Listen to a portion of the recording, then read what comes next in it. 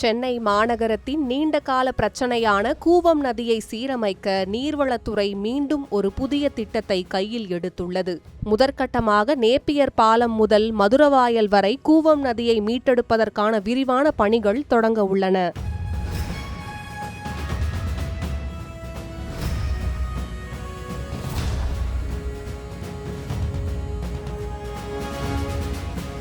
நீர்வளத்துறை அமைச்சர் என். ஆனந்த் கூவம் நதி பகுதிகளை நேரில் சென்று ஆய்வு செய்தார். மதுரவாயல் முதல் நீரோட்டத்தை எளிதாக்கும் வகையில் முதற்கட்டமாக கோயம்பேடு ரயில் நகர் பகுதியில் தூய்மை பணிகளை அவர் தொடங்கி வைத்துள்ளார். தற்போது சுமார் 2 கிலோமீட்டர் தூரத்திற்கு தூர்வாரும் பணிகள் தீவிரமாக நடைபெற்று வருகின்றன. இது மட்டுமின்றி சென்னை எல்லைக்கு உட்பட்ட கூவம் நதியின் முழு பகுதியையும் சீரமைப்பதற்கான மதிப்பீட்டு அறிக்கையை தயார் செய்ய அதிகாரிகளுக்கு உத்தரவிடப்பட்டுள்ளது. அடுத்த 4 மாதங்களில் தயாராக உள்ள இந்த திட்ட அறிக்கையில் கூவம் நதியில் கழிவுநீர் கலப்பதை தடுப்பது, ஆகாய தாமரைகளை அகற்றுவது, ஆற்றின் கரைகளை பலப்படுத்துவது மற்றும் ஆக்கிரமிப்புகளை முழுமையாக அகற்றுவது போன்ற முக்கிய பணிகள் சேர்க்கப்பட உள்ளன.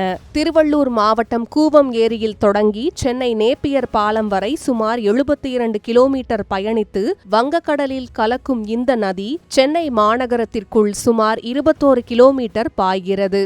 கோயம்பேடு, அரும்பாக்கம், சூளைமேடு, சேத்துப்பட்டு, எழும்பூர், சிந்தாதிரிப்பேட்டை வழியாக பாயும் இந்த ஆற்றை தூய்மைப்படுத்துவது சென்னைக்கே மிக முக்கியமான தேவையாக மாறியுள்ளது. கடந்த 20 ஆண்டுகளில் கூவம் சீரமைப்புக்காக 1000 கோடி ரூபாய்க்கு மேல் செலவிடப்பட்டுள்ள போதிலும் பெரிய பலன் எதுவும் இல்லை என குற்றச்சாட்டு நிலவுகிறது. முந்தைய அதிமுக ஆட்சியில் சத்தியவாணி, முத்துநகர் உள்ளிட்ட பல்வேறு பகுதிகளில் 10,000த்திற்கும் மேற்பட்ட ஆக்கிரமிப்புகள் அகற்றப்பட்ட போதிலும் இன்னும் சில 100 வீடுகள் அகற்றப்படாமல் உள்ளன.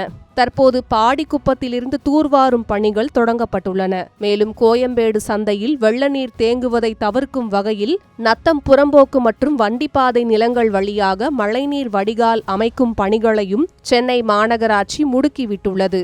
கோடிக்கணக்கில் நிதி ஒதுக்கப்பட்டும் இன்னும் மீளாத கூவம் நதி இந்த புதிய திட்ட அறிக்கையின் மூலமாவது முழுமையாக புத்துயிர் பெறுமா என்பதை நாம் பொறுத்திருந்துதான் பார்க்க வேண்டும்.